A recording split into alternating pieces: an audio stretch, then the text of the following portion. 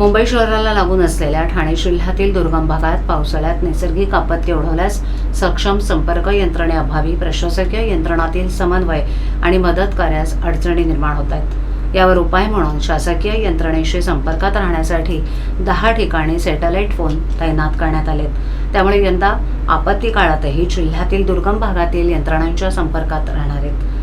ठाणे जिल्ह्यातील कल्याण, भिवंडी, अंबरनाथ, शहापूर आणि मुरबाड या तालुक्यातील अतिदुर्गम भागात विजेचा लपंडाव, नेटवर्कची आणि इंटरनेटची सुविधा सक्षम नाही।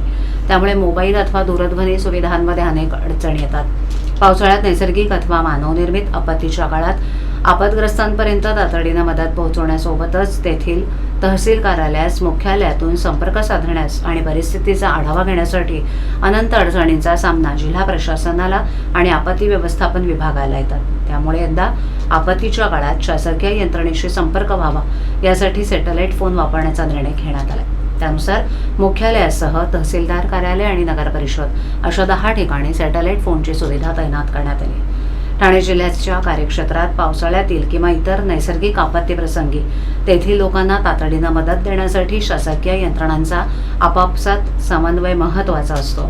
याकरता शासकीय यंत्रणेशी घटनास्थळावरून अथवा कार्यालयातून संपर्क साधता यावा याकरता सॅटेलाइट फोन वितरित करण्यात आलेत, अशी माहिती जिल्हा आपत्ती व्यवस्थापन विभागाने दिली।